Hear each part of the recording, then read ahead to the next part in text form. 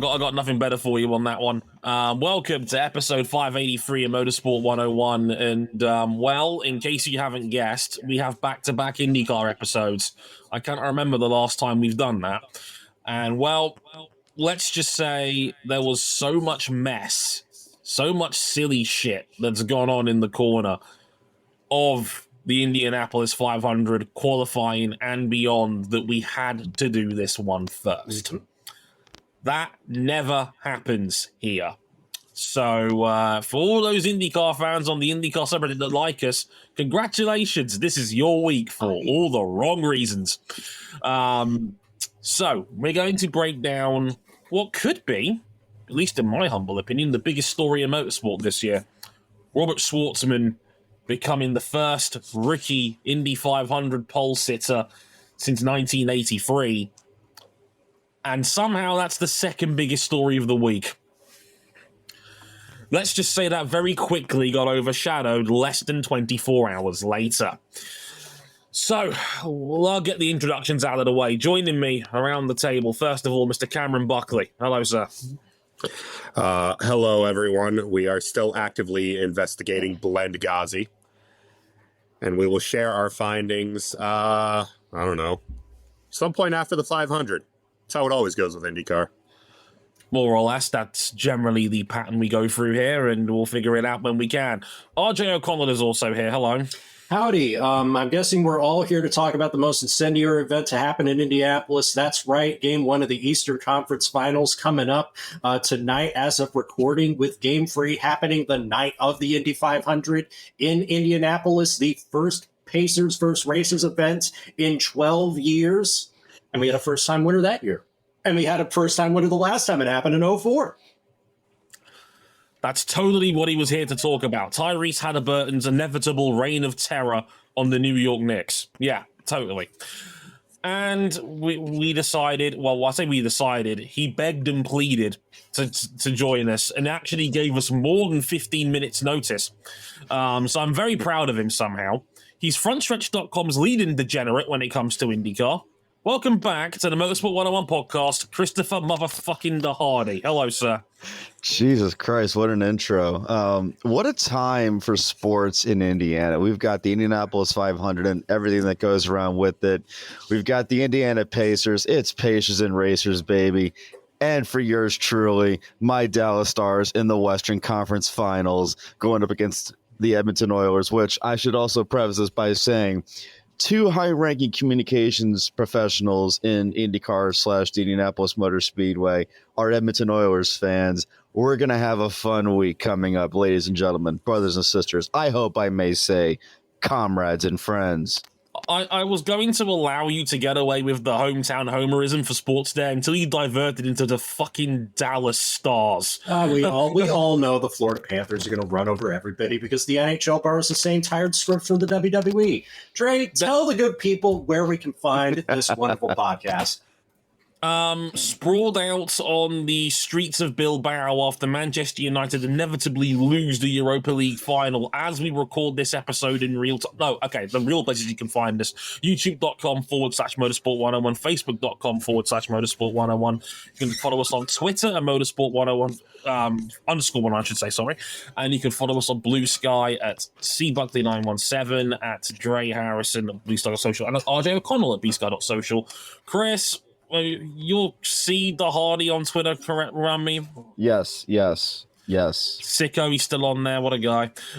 We can follow us on Instagram. That bastard will never take that away from me. I don't care. I ain't getting out of this chair. Damn right. These spoiler alert, folks. Chris Hardy is chronically online, but your places you can also find breaking news. It's been that way for 20 plus years.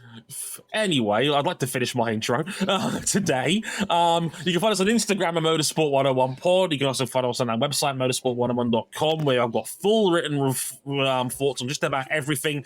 Please ignore the editorial error on row 4 of the grid rundown.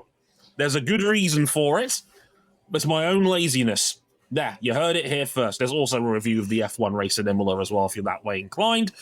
And if you really like us, you can back us financially on Patreon, patreon.com/ Motorsport 101. $5 gets you early access to all of our podcasts. You can upgrade to the $10 tier to listen to these episodes live as they're being recorded. Don't forget as well, I believe it's a 30% discount if you want to back us for a whole year up front.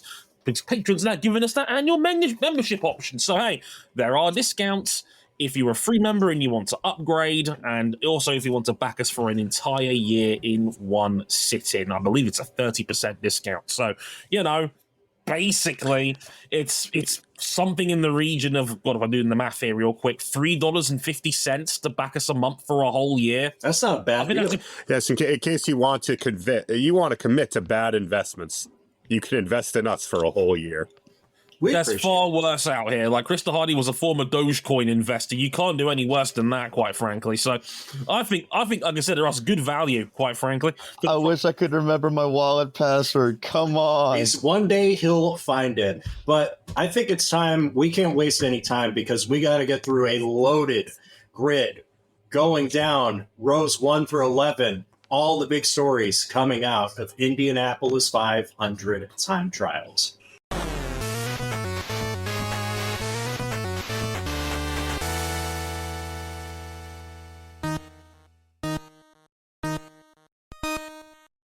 Robert Shwartzman and Prima Racing are on the pole for the 109th Indianapolis 500. Just like we all predicted, right? Yes, really. The one rookie in this year's field that had no prior oval experience in anything before he did his rookie orientation testing a month ago. The team that's getting no extra financial incentives to race in its first season of IndyCar had one of the best engineers in the paddock leave them over the holiday season in frustrating fashion, and has looked like the spitting image of the last vaunted Formula 2 powerhouse that came into IndyCar and failed for most of this season. The combination of driver and team that was struggling to get its cars on the track during the first day of practice, the combination that all of us would have picked as a favorite to be in the last chance qualifier, if not miss the show entirely.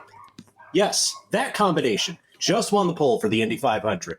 And after Team Penske's stunning implosion on Sunday, which has stretched out well beyond, we'll talk about that a bit, Scott McLaughlin crashed in practice before time trials. Will Power and Josef Newgarden were teched out of the Fast 12. Suddenly everything was up for grabs. Alex Palou wasn't as fast from Saturday to Sunday. Beavis Rosenquist wasn't as fast for the Fast 12 to the Fast 6. Robert Shwartzman put together a run for the pole that was good enough to win the pole for this year's Indy 500. And with that, Robert Shwartzman is the first rookie driver to qualify on the pole position since the Italian Teo Fabi did it in 1983. Now, you'll recall Tony Stewart started on the pole in 96, but that was the pole that was inherited due to the death of Scott Brayton in post-qualifying practice.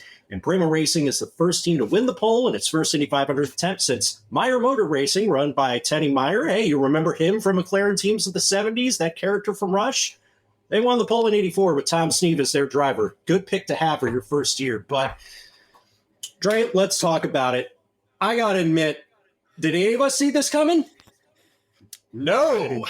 I had him penciled in to be bumped. I'm going to be completely honest about it. Prima, no exaggeration. They hired Michael Cannon as their lead engineer this year, and we all thought that was a universally great hire because he'd just come off doing great things with AJ Foyt Racing.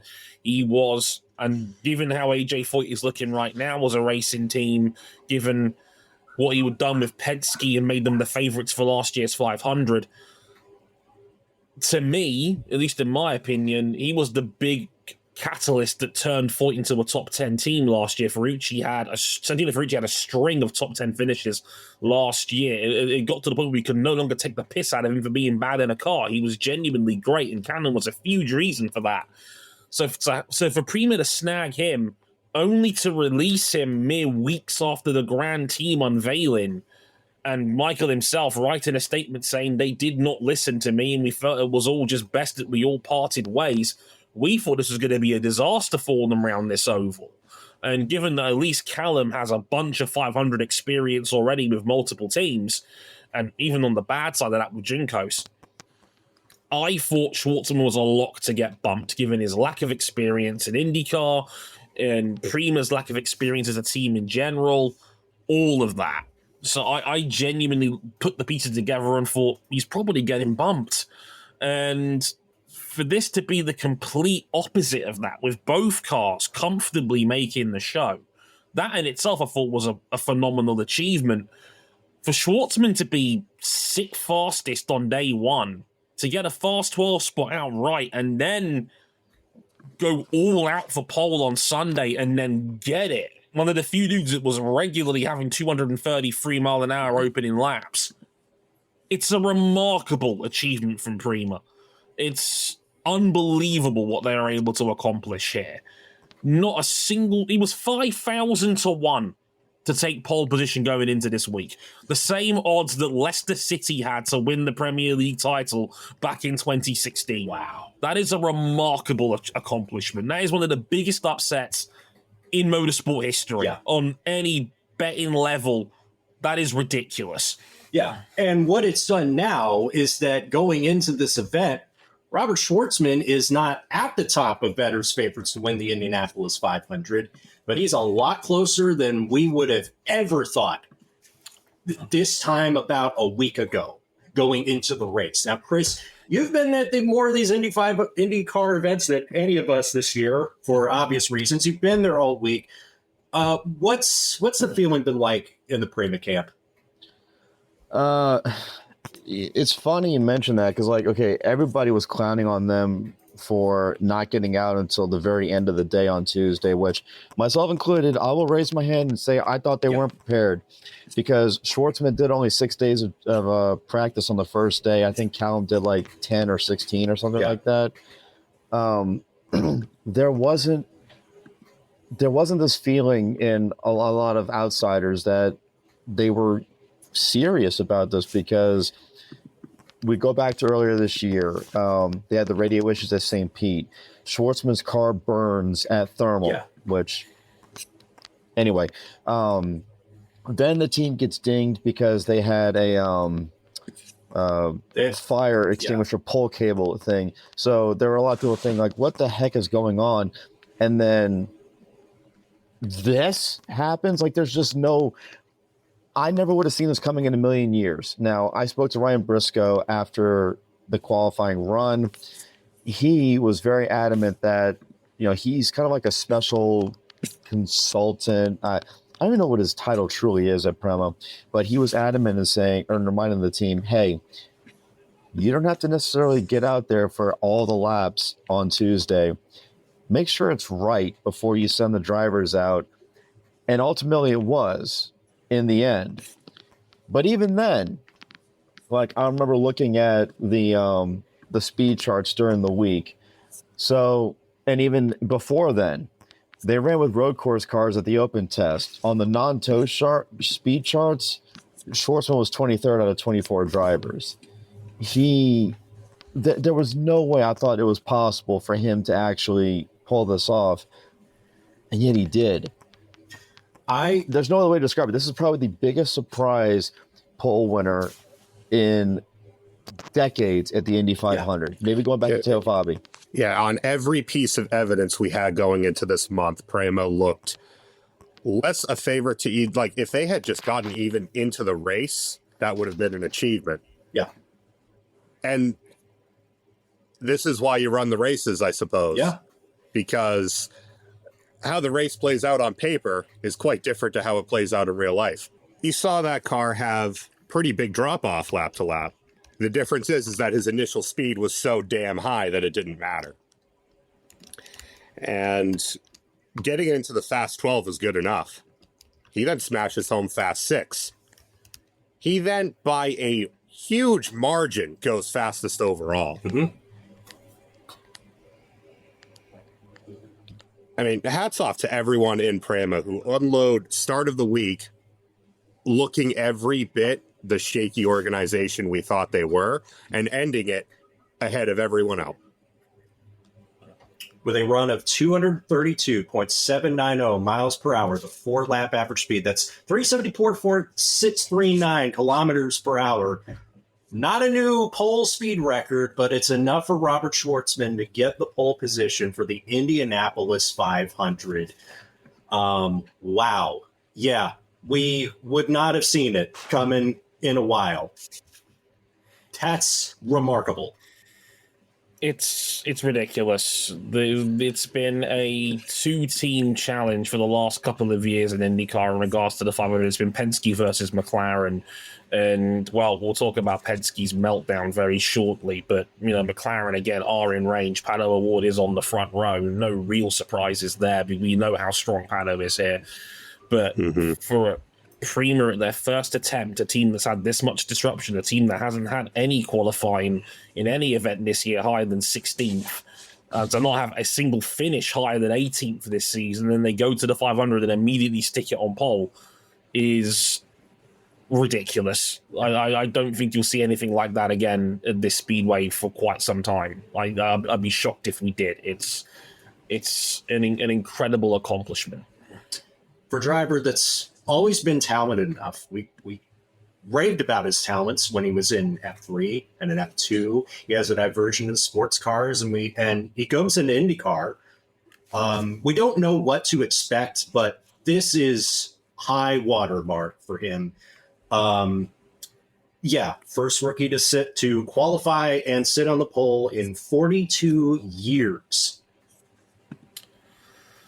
Yeah. Pretty remarkable stuff. It's a lot, and like I said, it's for a global motorsport scene that I think needed a big story, because I've mentioned it before. I've said it on our blog. Formula One this year has largely been rotating around McLaren's dominance and Max Verstappen throwing the kitchen sink at them to try and get a foothold in this championship and just about hanging in there right now. MotoGP has been the Marc Marquez show so far pretty much all season long. The only man who's really beaten him this year has been himself across 2025 so far. Formula E, we don't even cover it anymore, but Ollie Rowland has absolutely beaten the field over his knee this year. Good for him. He's one of the genuinely good people in motorsport, and I'm delighted for him. Porsche have dominated him, sir. Ferrari are dominating WEC as we head to Le Mans in a couple of weeks' time. And IndyCar has been a hot mess so far this season. I've said it on the very last episode we did on the Alex Palou special that we did. I genuinely think we were 0-5 for good races at IndyCar this year, and Alex Palou's dominance, I think, has largely been used as a paperweight to try and nurse over the real problems the series has had this year. And it needed a story. It needed something to capture people's imaginations again after the man that we all hoped wasn't going to be this dominant, except maybe Cam, has become this dominant again. And even more so to a large degree. So for a rookie, for Prima, and a guy that everybody knew, anyone who knows Robert Shwartzman knows he's an immensely talented driver. His speed was never the issue when he was racing in Europe and racing in WEC as well on top of that. Despite all of that, all he was waiting for was the right opportunity. And look, Prima in the grand scheme of things have not been great. I need to stress this. I don't want to call it a fluke, but it's certainly an outlier compared to how they've been for the rest of this year. But even in race trim, they don't look amazing for the 500. But they threw all the eggs in one basket, and you can't argue with the results. Yeah, definitely. Oh, did you want to address the other point in your box regarding Shwartzman? The flag that he's carrying up to the to his front row photo shoot and the one on his fire suit is obviously a big talking point. Wolfgang Monsor, who has no filter, threw that hand grenade right down the hallway. Shwartzman gave about as diplomatic an answer to that question, which is, asking about being from Israel. Robert Shwartzman was born in Tel Aviv, and up until early 2022, he raced under the Russian flag because he's also a Russian citizen. Well, at some point, that had to stop. Shwartzman now flies the flag of his other country. That alone, for people that don't know Robert Shwartzman, it was enough to turn people off of the Robert Shwartzman hype, the Robert Shwartzman story. And I completely get why. Because there's no getting around that Israel is an apartment, I'd say, that is engaging in active genocide. Do I think that Robert Shwartzman is a genocidal tyrant playing race car driver? I don't. Hell, he was not even close to the most complicit person in what Israel is doing in a North American racing paddock in 2025. I'll not name names from my own state, but let's just say he's not the problem. But I think a lot of people are willing to give this whole thing way too much benefit of the doubt that they wouldn't otherwise if Robert Shwartzman was racing under the flag that he did up until 2021, or if he just wasn't good. We had no problem laying Nikita Mazepin because we all agreed that the guy's not good at driving. Less so much Robert Shwartzman. And even then, sorry to cut you there, RJ, but even then, Nikita Mazepin wasn't dreadful in Formula 2. He was a genuine Formula 2 race winner. He was. He wasn't woeful in that class of racing. That was before his obvious sexual harassment cases that went public. Yeah, absolutely. That was before his dad was directly involved in the Russian invasion of Ukraine. Yeah, it is different. It is different with Robert. It's different with Robert with Nikita. But I also know that we didn't give Daniel Kvyat that same benefit of the doubt for racing under a neutral license. Unfortunately, in sports, for most cases, I think the only one I can think of that hasn't recently and has gone the other way has been Shohei Ohtani in his gambling translator scandal, because people were not prepared to give him the benefit of the doubt. You get comments every time you see a Shohei Ohtani highlight reel saying, oh, did he have a bet on that? Even though the FBI looked at it and said that Shohei had done no wrongdoing and had nothing to do with the case. He was genuinely loaning out money to a friend. And of course, he was being extorted. Now, I'll say this much because people have asked me about this, because I tend to be quite open in discussing these issues socially in regards to motorsport. I always have. I don't shy away from difficult conversations. We never have on this show. I fully agree with RJ. Robert Shwartzman is not the problem. I generally am of the opinion that I've had no inkling or reason to believe that Shwartzman is an enabler of what's been going on in Palestine and in what's been happening in Gaza. And as RJ quite rightly said, he's taken an extremely neutral stance on that, which honestly is just about the bare societal minimum on something like this. I personally think, and this is just my own personal opinion, saying I just want peace isn't really enough. In my humble opinion, silence is often complicit when it comes to these sorts of issues. And what we're seeing right now, in my opinion, is a genocide, by all accounts. He can't help where he is born. That is something that he cannot control. What he can control is the fact that he had the option to race as an authorized neutral athlete when 2022 happened, when Russia decided to invade Ukraine. He elected not to, and he wanted to represent Israel instead. Unfortunately, as journalists, we have the right to ask the question. And I don't think it's an unfair question to ask, given the country he represents on an international stage. I think that's more than reasonable. Yeah. And so for people saying that we shouldn't be asking the questions, I thoroughly disagree. We as journalists are here to tell stories and to seek the truth. And I think he knew that question was coming. It had to be. He's not stupid. He's 25 years old. He's 25 years old. This shit directly impacted his career. Exactly. And I, to a degree, empathize and understand why he took such a neutral stance. It is not a good time to be an immigrant in the United States, especially when talking about said conflict. I am well aware of that. And it is a fucking disgrace that the United States are acting the way they are in regards to this. And I think I speak on behalf of everybody here when I say that as a Brit, because believe me when I tell you, we're no better over here.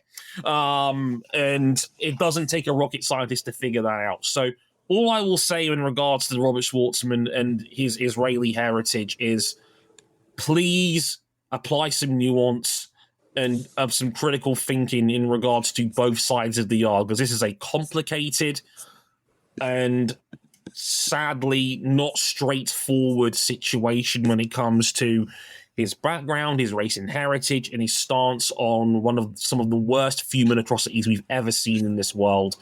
And again, one more thing from all of us here: none of us agree with what Israel is doing, and I think we could all speak universally on that. And it is not so simple on that. It's just, yeah, it's horrible. It's tough. And someone was gonna tough. Yeah. What else? We'll just leave it there. Shwartzman on the front row, Pato Award on the outside. Another pursuit of an Indy 500 win that's come so close. But the other big story is Takuma Sato in the front row. I don't know how many more of these Takuma Sato has. He's 48 years old, coming back. He would be the oldest 500 winner if he pulls it off. But man, he looked like he stepped back into that fountain of youth, Chris. So I want to make sure that we're clear about this with Takuma. He had like the fastest or second fastest lap at the open test back in April 24th in the morning session when qualifying boost was added. He crashed the number 75 car that had been built up for months. I want to make sure that some people are maybe that aren't aware of some of the things that happened for Indianapolis. I want to make sure that we take a little bit of inside baseball here. There are two things you're trying to do for a race car at the Indianapolis Motor Speedway. You're trying to eliminate aerodynamic drag and reduce mechanical friction. These cars for super speedways are oftentimes set aside in the race shop after the Indy 500 is done.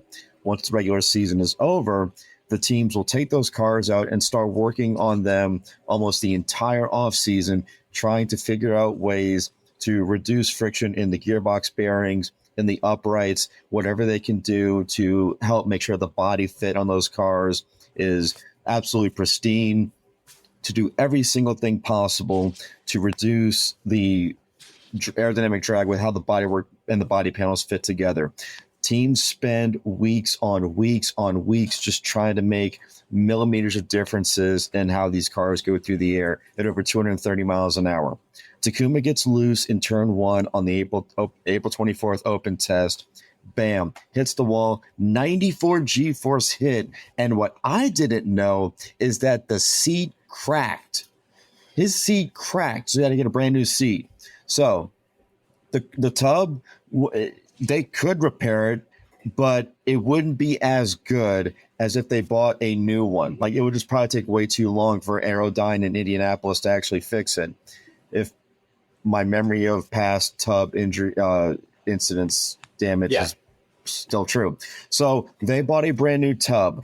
They had about 2 weeks. The Rail Letterman Lanigan team had about 2 weeks to build up a brand new car from scratch. I think Takuma said there was less than 10% of the parts from the old car they could put onto the new car. So they had to fit all new bodywork. They basically had to put in a new gearbox. You had uprights, suspension pieces. You had to make sure everything fit together, minimize all the seams. And he qualified second quickest in a brand new car. In a car that normally that work would take place over the course of months, they did it in 2 weeks, 2.5 at the most. It was a remarkable job by that team to get him in the middle of the front row at Indianapolis. For Rahal Letterman Lanigan Racing, a team that we have for years constantly clowned on for being the biggest underperformers at ovals and super speedways of all the prestige big name teams on the IndyCar grid. Takuma Sato put them on the middle of the front row. His best ever start at the Indy 500 at age 48. Again, this team's been cheeks on ovals for 4 years now. They have been horrible. This team still ain't great on ovals, which we will get to. But Graham Rahal is only sleeping easy right now because other members of this field were just that bad. Yeah. Onk still got it. 48-year-old Honda executive in a brand new car, a hybrid strategy unlike anyone else in the field, deploying a little bit and regenerating every lap. He's the second fastest guy out there. He's fearless, man. He's always been fearless. That's the way he's raced, to the point that it's almost like a stereotype for all other drivers from his country. That dude is just plain special. I don't think he'll win his third Indy 500 this weekend, but I got to say, I believe in it a lot more than I did just a week ago. Think about this. Every time he started better than fourth in the Indy 500, he's won. He's IndyCar's Kobe Bryant. Now, He has the complete lack of a fear of failure, and that's what makes him so stupidly fast. So 2 more things. Number 1, the fact that Takuma qualified this high with a brand new car, it's got me thinking, of all the Rahal Letterman Lanigan struggles, is it possible that the tubs are like damaged beyond recognition of going fast? I believe if my memory is correct, Pietro Fittipaldi was on F1 TV for the Brazilian Grand Prix last year and said that the number 30 tub was actually cracked last year, which is why his Milwaukee qualifying run, Cam, feel free to speak on that, was slower than Louis Foster's Indy Next qualifying run for pole.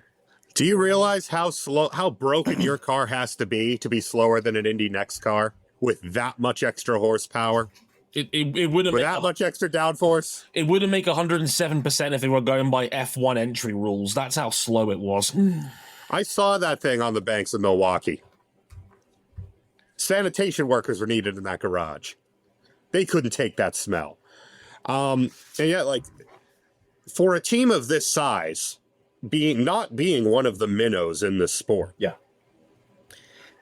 that is a shocking admission of failure for those involved.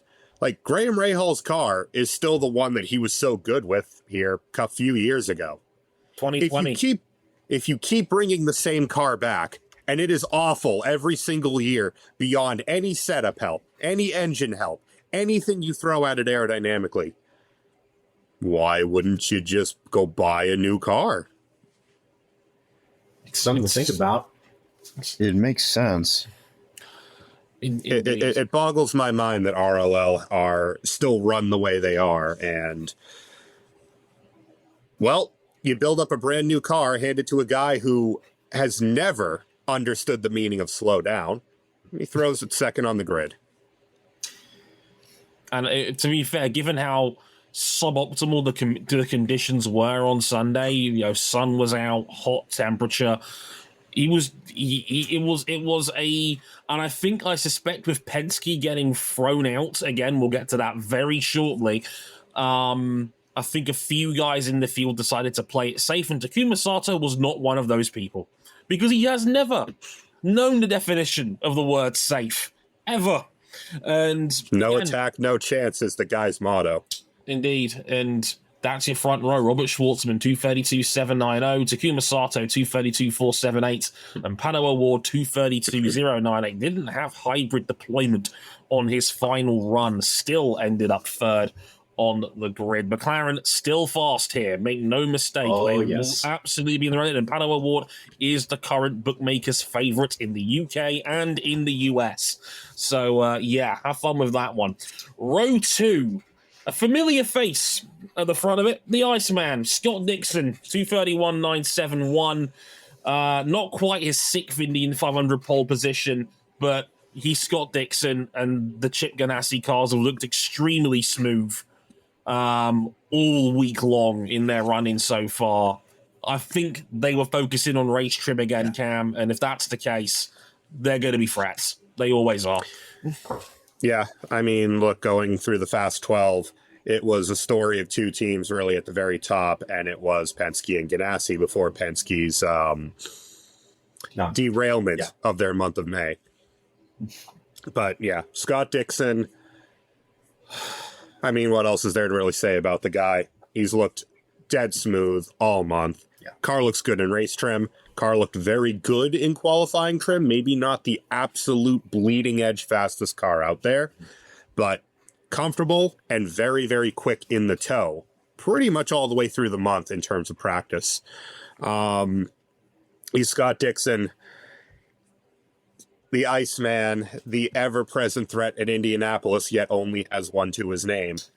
Yeah. It's been 17 years. Yeah. His story of trying to get a second feels like the story of other drivers like Kanaan and Newgarden and Michael Andretti, who never got one, trying to get their first. Because you feel with all the championships that he had, he should have more than just the 500 win. And we talk about how good Ganassi's look.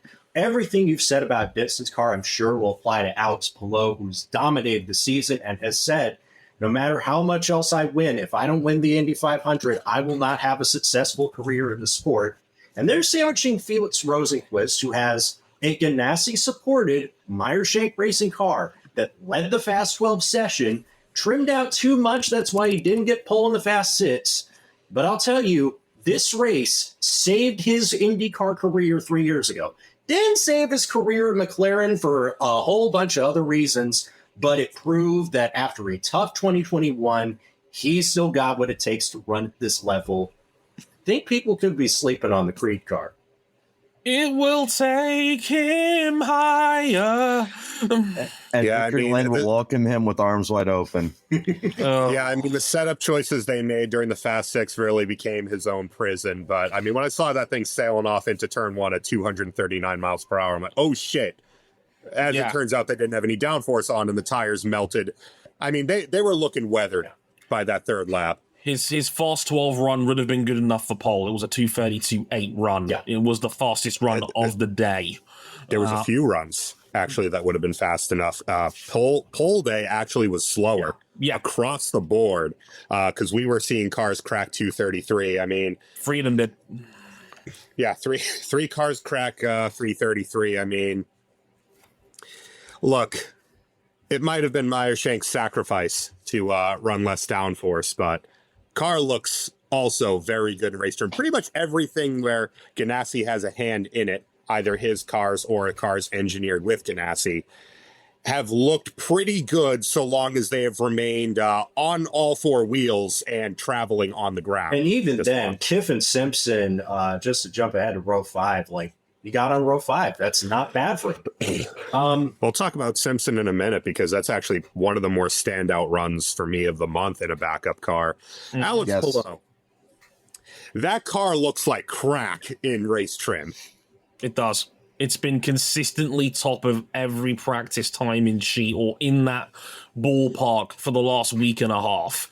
No toe speed, had a 233 mile an hour run on day one. Fastest average run of the month thus far. Yeah, that car is quick. There is no doubt about it. I think Chip Ganassi played it super safe on their Fast 6 run in a just to get this car into the field sort of day. I think they were more than content to take P6 at that point and go from there, which honestly is very Alex Palou. It's very number 10 crew, and that makes total sense to me. Yeah. RJ? Ed Hamilton, who friend of our show, sometime recurring guest, actually at Indianapolis, told us that the gas from the crowd when his first lap got announced for the Fast 6 was startling because you wouldn't expect that. You would expect him to be a front runner pole, but it's a safe option. He's on the outside of the second row. Definitely a factor for the win. Going through some of these other rows quickly. I mean, row 3, David Malukas, if he's Penske's future, a good result here would really prove that, but all he needed was a healthy risk. And Trey, all Christian Lundgaard needed in the middle of that row was a better team at the Indy 500. He'll start next to Marcus Ericsson, who all he needed was just a week without headaches. It's a good week. Honestly, I remember being part of an interview with Marcus Ericsson at last year's race in his horrible, no good Indy 500 fortnight of hell, of the crash in practice, the miscount during qualifying, the fact he had to survive the last chance qualifier, the fact he was suffering with head. I mean, he looked like he was concussed when we interviewed him. I'm not going to lie to you. He was not in good shape. And then, of course, 500 lasted about 500 yards rather than 500 miles due to Tom Blomqvist, unfortunately. That cost him his IndyCar career. Glad that Marcus has been able to avenge some of that.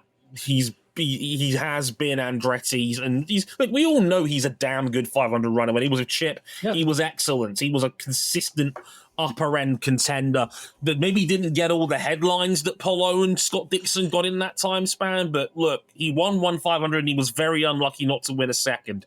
He's good here. We know that. David Malukas, he needed this. He had a lot of hype in regards to him going to AJ Foyt We didn't know they were going to lose Michael Cannon at the time it was announced he was going there.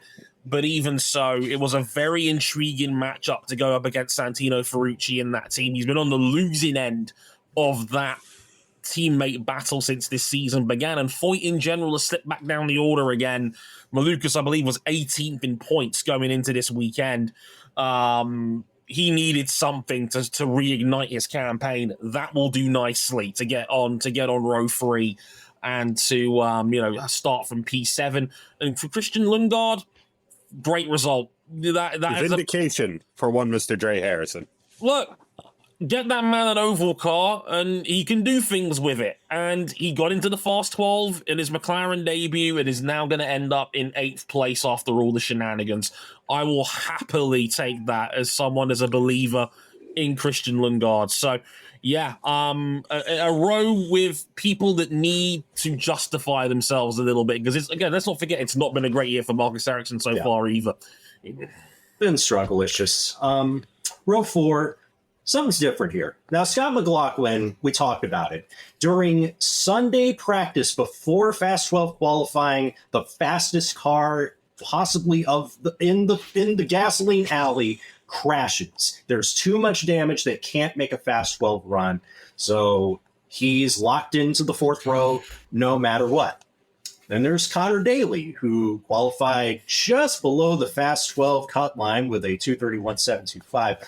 Wait a second, something's not adding up here, but we'll get to that. And Alexander Rossi, again, unlucky to miss out in the cut. Now, before we get to why things look different, Cam, are we all just going to keep hitting snooze on the OC Bus Bros, Daly and Rossi? Well, unfortunately, Connor Daly ended up hitting snooze on himself because he, with a run almost fast enough to get into the Fast 12, which would have been a huge achievement for Juncos Hollinger Racing, he forgot to use his weight jacker. On the final lap. On the final lap, he did not use his weight jacker, compromised him just enough to miss out on a Fast 12 run. Yeah. Irrespective of that, Connor Daly, again, cashing checks at Indianapolis, leading the charge for Juncos, although at this point he was always going to. And actually bringing AM/PM to the forefront of my mind. So the first time since Terminator 3, Rise of the Machines. Only the second Japanese convenience store brand to feature prominently at the Indy 500 following 7-Eleven from the Tony Kanaan years. And 7-Eleven on the aero screen of one Mr. Takuma Sato, let's not forget. True point. Love those connections. Daly has been good. Rossi, I think, is a little bit slept on because we think ECR always does well at the 500, but they didn't get a car in the Fast 12. But it's Alexander Rossi, and he was brought into ECR to win another Indy 500. Chris, am I right in thinking that he might be the most overlooked driver in these first 4 rows?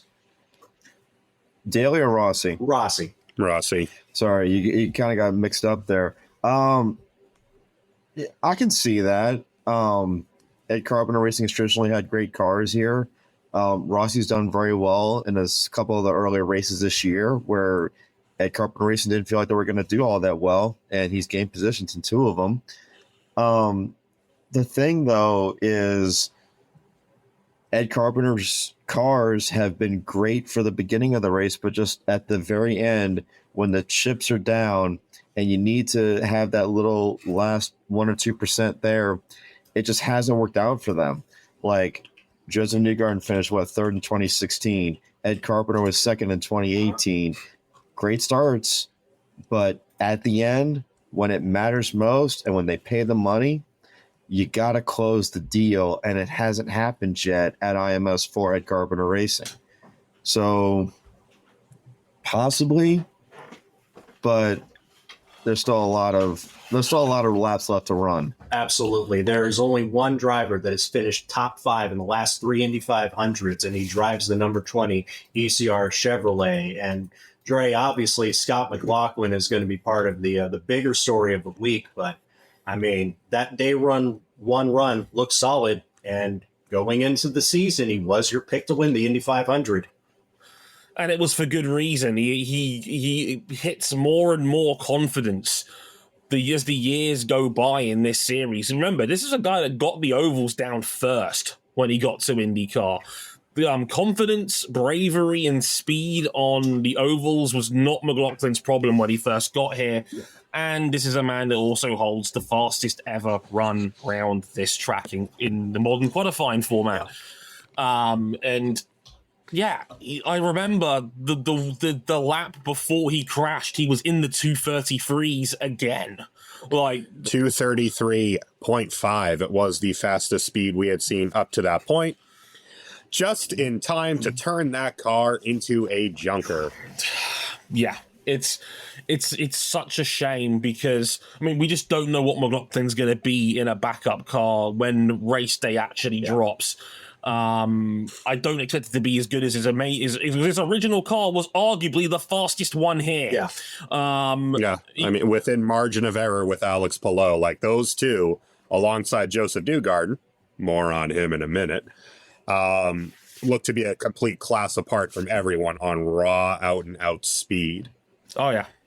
And yet, Scott McLaughlin goes into the race day with the top Penske, but the most unknown Penske. Yeah, that's going to be fascinating to see. Now, we mentioned it.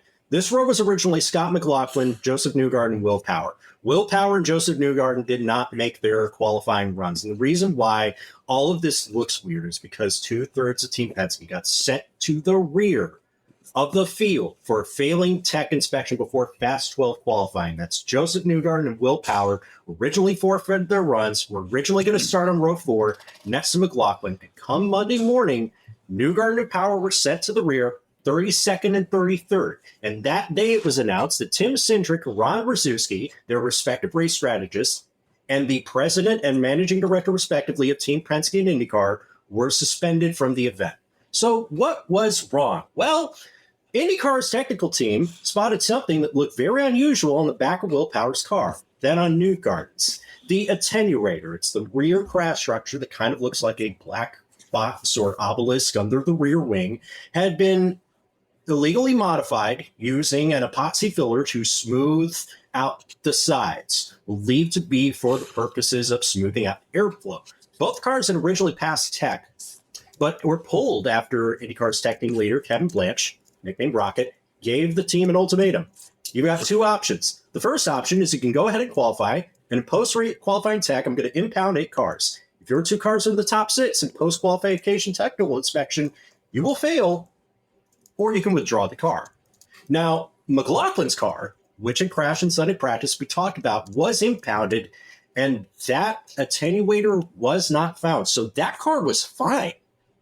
So here's where it all gets crazier. As IndyCar President Doug Bowles addressed the media on Monday morning, Racer.com's Marshall Pruitt asked the first question and said that other teams had known about and alerted IndyCar to this issue before it responded on Sunday. And that admits they were using this modified attenuator on Saturday, on Thursday, in the April Oval test, and even in last year's Indy 500.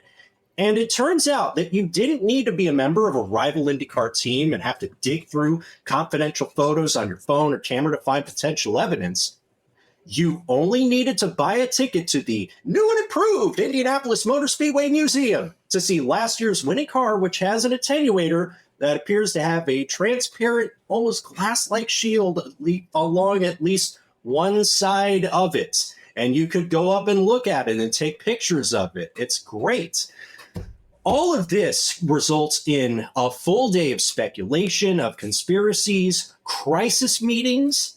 And then yesterday, we get an article published at Motorsport.com for Bozy Tatarovich, who some of you will know is as a mechanic at Vassar Sullivan Racing. He also contributes to Motorsport.com and Road to Track. And he published an article after talking to 24 people across the motorsport industry. He confirmed with several industry higher-ups that the filler along the side pods would not have actually had that significant an impact in making the cars quicker. And he also spoke with various members of the garage, including some with Team Penske, who all requested anonymity, that the reason for the change was that the higher-ups within Team Penske, and I want to make sure that this is understood, they did not like the way that the new attenuators, which had been modified, I want to say 2023 is when we got new spec parts. The new gearboxes came in anticipation of the hybrid system. They did not like the way that these attenuators looked. They didn't like the way that the seams looked ugly, and so they decided they were going to smooth it out. And just when we thought we had got through all the chaos of all this, Trey, just this morning, it was announced that Tim Cindric, who had been with the team since 1999, Al Unser Jr. was the team's star driver, along with Brian Masuski, who's been there for 20 years, and general manager Kyle Mortar, have all departed the company. Did they resign? Were they fired? Most likely fired, but they're gone. All of the upper management of Team Penske's IndyCar program are gone as of today. We don't know who's replacing them. We don't know what the contingency plan is, but by far, this is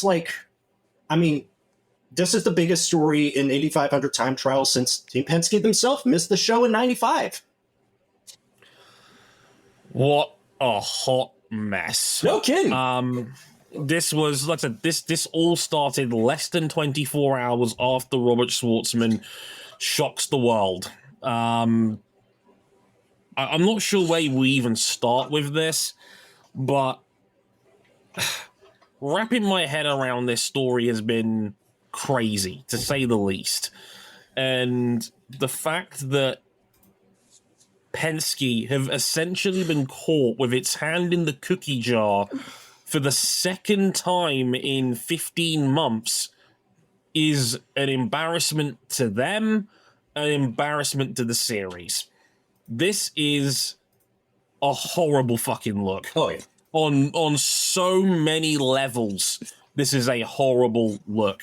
It's a horrible look for Team Penske themselves, who are already on thin ice with a lot of people within this series, in and out, for the huge whopping conflict of interest that it is. There's no getting around that Penske owns this series, a race team, and the track, and that's never sat comfortably with a lot of people.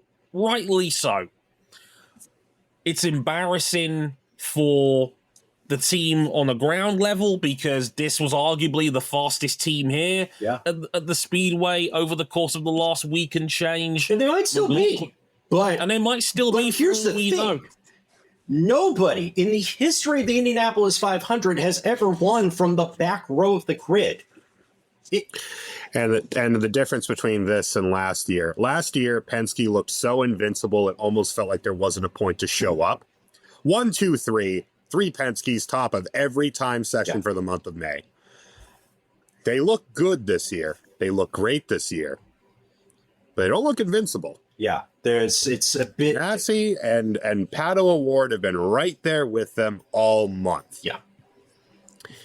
And then this happens. And not only has it happened, it's been happening since at least the start of this use of this bell housing and gearbox, because there are pictures from last year, both in the spares, on the cars, in last year's 500, on the car in the museum, that all have this modification. We're not breaking the rules so we could gain an advantage. We're doing it for aesthetic. And you know what? It completely Only fits. in motorsport could something so stupid happen. And you know what? It completely fits, because like Roger Penske has been compared to George Steinbrenner, the New York Yankees, and the way that he operates things. Mm-hmm. George Steinbrenner was famous for having the no facial hair policy that was only lifted just this year. Roger Penske was the one guy in the 60s when all the garagistas were dirty and unwashed. He would have their guys clean up. He would watch guys like go work on the cars and just read his newspaper and observe. Like, he is that level of micromanager, and that's why people respect him for so many years. But he wants his cars prepared to a show level, even when they're about to go run 500 miles in the dirt and grime of real life. He wants his cars polished to a dripping shine when they're about to go do 24 hours at Le Mans. This is the standard by which Penske operates. Unfortunately, no one thought to ask in that team, are we allowed to touch this? Because generally, everything on the outside of an IndyCar drivetrain whether it be the engine, the hybrid system in the gearbox, and then the outside of the gearbox. Of course, the actual gear clusters and the bearings within are free game. Touching those is a big old no-no. Yeah. And that includes the rear crash structure on that. Basically, the thing the rain light is on, the big, again, black obelisk under the rear wing.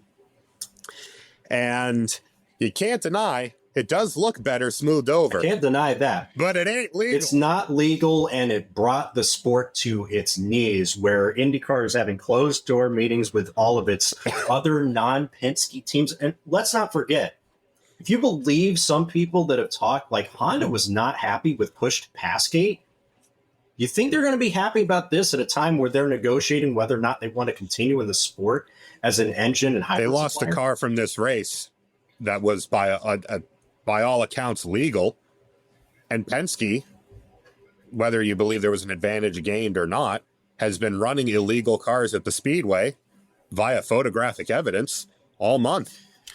There's a Honda powered car in Jacob Abel that isn't in this field that probably should be on the grounds of that.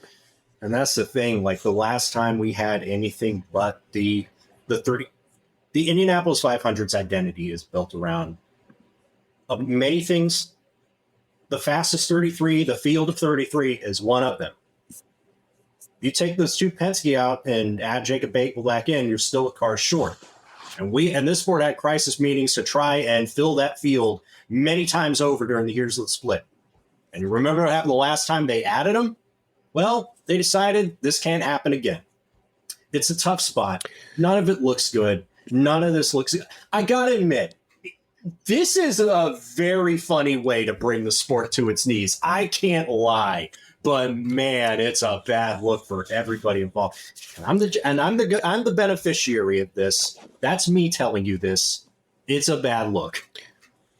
Yeah, and the question that's been asked is, well, what kind of performance advantage would this give? Because of its location on the car, not much. Yeah. But we would also say this is the same team that back in the day would paint the logos on the car because they didn't want the drag from the stickers. Yeah. If it's a 1/10 of a 1,000th of a mile an hour, that's still an advantage you would have. There are a couple of teams that still paint everything on their cars because of that. Absolutely. Jeff Gordon won the Daytona 500 in 2005 with painted on flames because they didn't want to do stickers. Right. Legendarily. Yeah. But the problem is, it's the Michael Shank fallacy of 2023. How long were you doing this?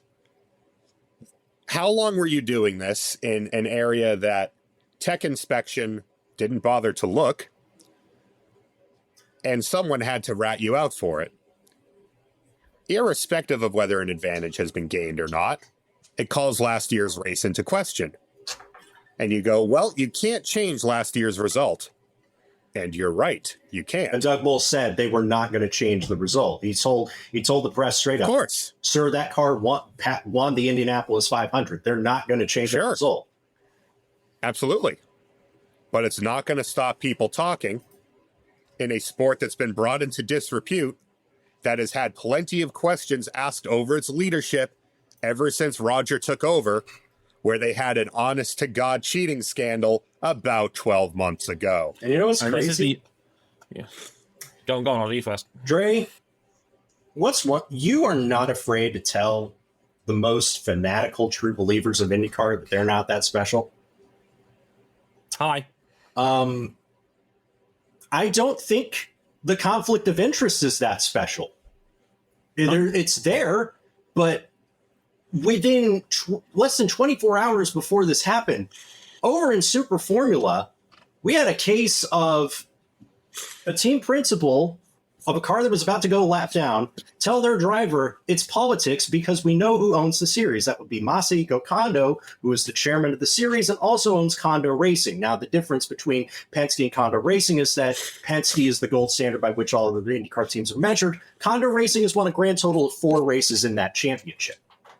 If you think this conflict of interest is that special, let me ask you this. Whenever there's a dodgy 50-50 call involving Action Express Racing, why do you think that drags up such emotion? It's because Action Express Racing was founded by the man who's now the CEO of NASCAR and de facto IMSA, Jim France. The problem isn't that. The problem is that Team Penske just handed every doubter, every hater, every naysayer about their ownership of the series all the ammunition that they'll ever need. This is the point I was going to make. The conflict of interest it's the tip of the iceberg for me, because anyone who regularly listens to this show knows whenever we talk about bikes, I mock TNT Sports relentlessly for the fact that they have Michael Laverty on their punditry panel, a man who owns a team in Moto3 and is directly talking about the series. It has Neil Hodgson on its regular panels, a man who manages the Lowe's brothers and Jake Dixon. In a series where Dorna has actively tried to push riders that are not Spanish or Italian on its grid. I bring this up because it's a joke more often than not.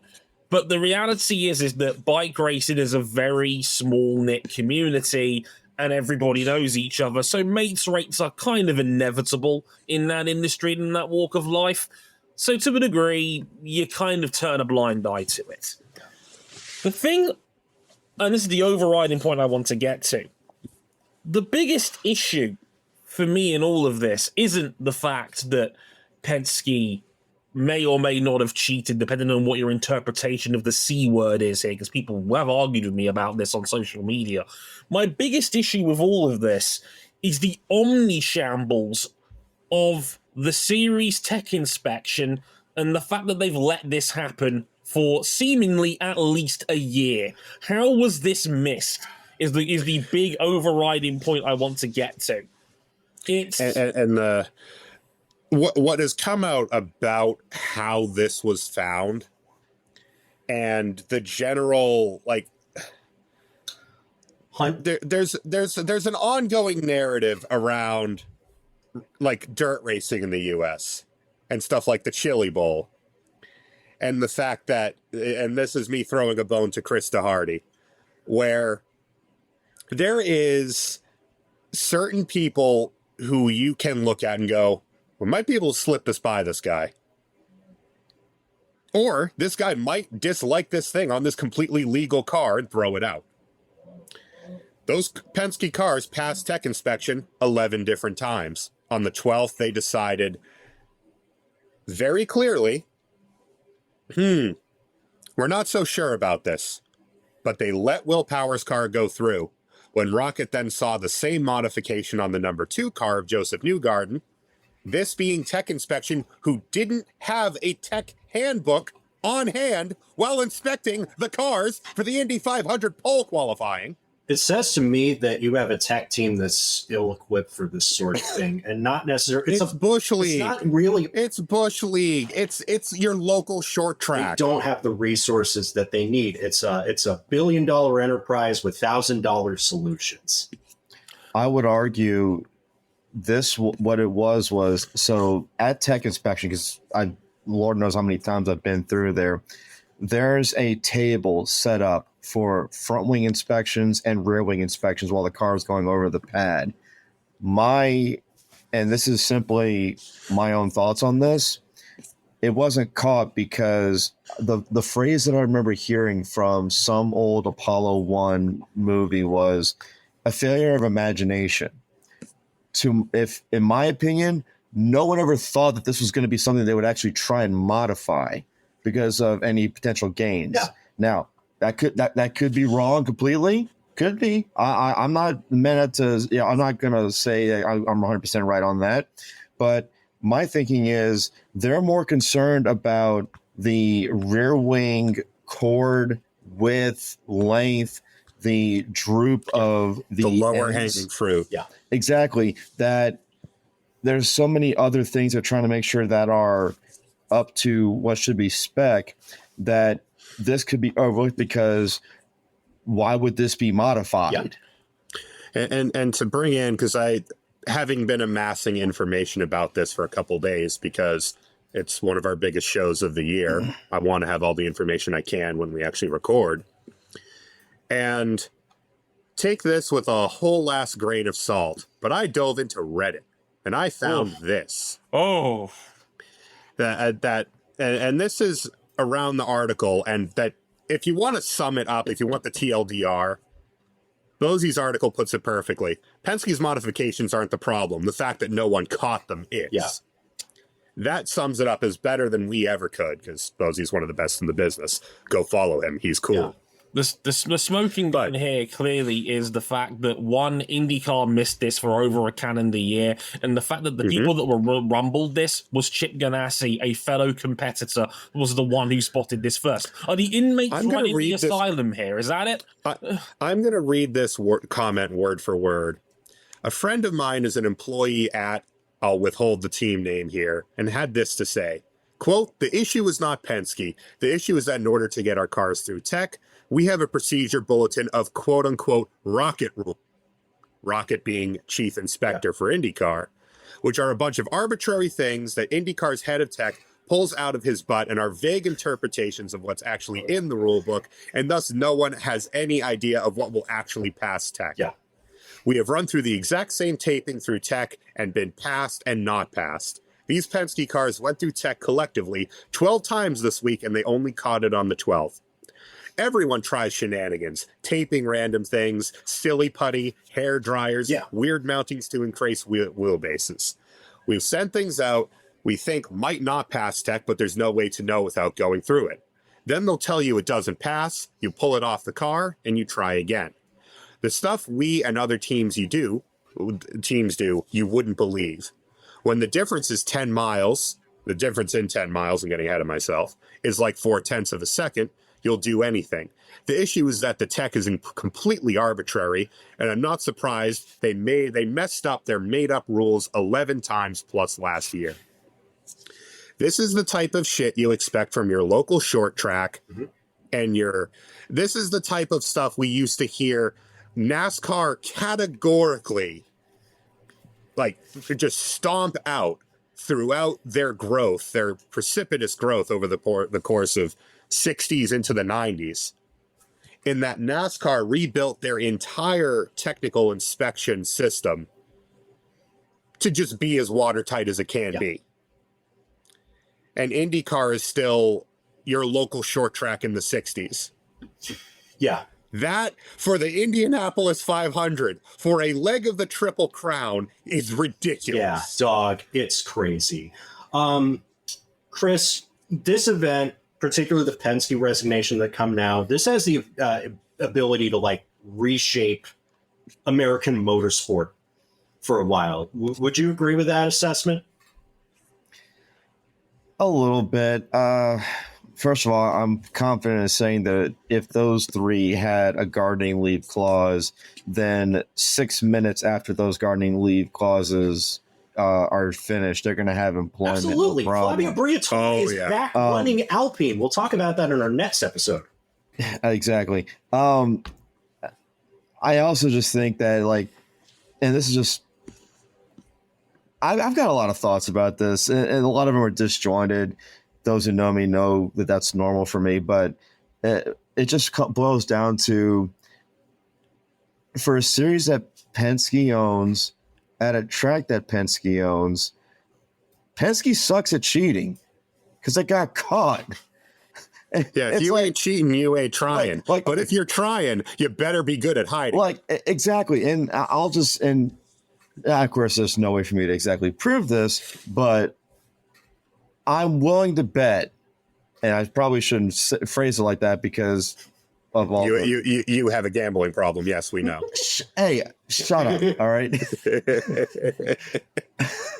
I'm not Robin Miller. Okay. All right. I'm not. And we thank you every day for it. For those of you who don't know, he had about $150,000 in gambling debt when he declared bankruptcy back in the early 80s. And that was back in 1981 or 82. Yeah, I'm okay with just betting $5 on something. So anyway, there's no way that every single car that runs in the Indy 500 is 100% legal to every single rule that is in the rule book. Every single team is working on something to try and hide it from the inspectors. That is part of the draw of motorsports, is working as hard as you can to try and come up with innovative ways to get around the rule book and get around the technical inspection process. Heck, you mentioned short track racing. Funny enough, it all comes back to short track racing. One of the largest short track racing events of the year, the Snowball Derby, down in Five Flags Speedway in Daytona, Florida, right near Pensacola. Their technical inspection has been called the Room of Doom. There have been years, please excuse me, there have been years where the technical inspection process after the race is done actually will last longer than the race itself. Yeah. I remember 2 or 3 years ago, they were actually taking apart the engine of the winning car as it was sitting in the winning car because the chief technical inspector, they didn't have the tools to get that particular bolt off the engine. They had to go to a hardware store to go buy the right tools. So is there a lot of where we're coming? Another thing is, I'll just say this too, because it is a Penske run series, because it is, Team Penske here, if this was another team, I'm willing to bet the penalties might not be as severe, but they're trying to make an example out of the team. But then again, based on what they said before in the past, the push-to-pass scandal, like you're taking Team Penske is finding Penske Entertainment is finding Team Penske, and then the money is going. The money's just resting in his account. Well, it's just a different account. From what I've heard, though, on social media, that the money that is actually collected from the fines actually is delivered to local charities. But I'm of the opinion that this is not exactly going to be one of those like, oh my God, everything's going to like change for like world history in motorsport here. There's going to be some changes coming up in the next several weeks, if not months, if not weeks, about this. But I think we also should just remind ourselves like, hey, this is just going to be something that's going to be looked at more in the future. And this is a massive watershed moment for the technical inspection process, which let's also remind ourselves when we had the issue with the Ferrari and the Mercedes, the floors in Austin a couple years ago. Yeah. The point was made. If we looked at every single thing in the rule books, the cars would just stay at the track for days and days and days on end. It is physically impossible to actually do that. So yeah, some of it is up to random chance. But yeah, will there be repercussions? Yes. Will it be like there already have been? We've already called the entire top of the IndyCar program. Yes. Will there be more overarching ones later on? More than likely, yes. Will there be something that's going to take place, months and months and months in the future that will be like this cataclysmic thing going on? Probably not. At some point, though, there's going to be an endpoint to this, and I'm thinking it's going to happen when the green flag falls, or maybe the checkered flag. I hope so. Yeah. I mean, thanks for taking my entire point, Hardy. I really appreciate that.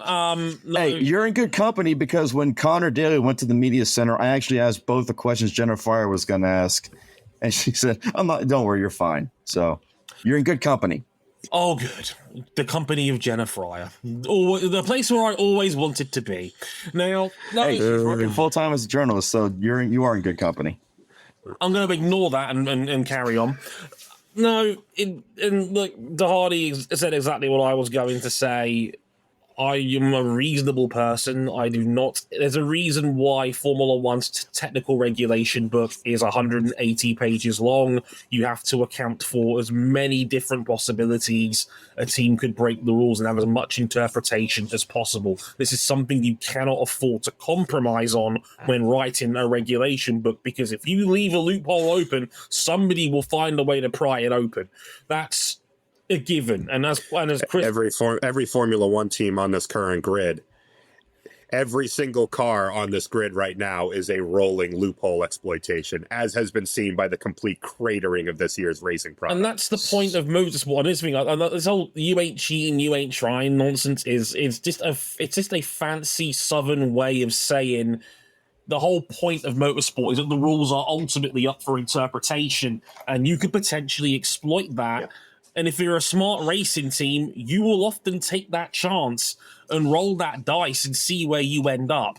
It is the Smoking job. eunuch, we hardly knew ye. It is the job Yep. of technical regulations to stop that from happening. That's their responsibility when running a motorsport series, is to have as tight a control over that as possible. Tech inspection has failed. Rocket needs to be fired tomorrow, quite frankly, for letting this go unchecked for over a calendar year, from the evidence that we have seen, which is overwhelming on this. And the entire process needs to be looked at, independently reviewed, and started over to ensure this. I'm not saying will never happen again, but at least you mitigate and give yourself the best possible chance in a realistic fashion that this never happens again. Because like I said earlier on, the fact that Penske may or may not have cheated is not the issue here. I mean, for me, the greater issue is the lack of regulation that Penske has got over this series right here and now. That is a bigger concern to me than anything that Penske may or may not have done, the interpretation behind anything or what they've done, or whether they gained an advantage or not. I don't give a shit whether they gained an advantage or not. The whole point is, if you fail the regulations, you're out. That's the point. It doesn't matter whether you were over or not. Or I've seen it in MotoGP all the time, when, like, we saw it with Ayagura in Thailand no less than 3 months ago, where he had his bike was DQ'd because his part wasn't homologated. It wasn't to do, he didn't gain an advantage, it just wasn't the spec ECU, because you have to draw the line somewhere. Penske needs to have an independent third party come in and clean this shit up today. Yep. This is the kind of shit that USAC used to do that would regularly bring the sport into disrepute, to the point that Dan Gurney nailed that paper to the church door like Martin Luther with the 95 Theses. Thank you, Ryan Eric King.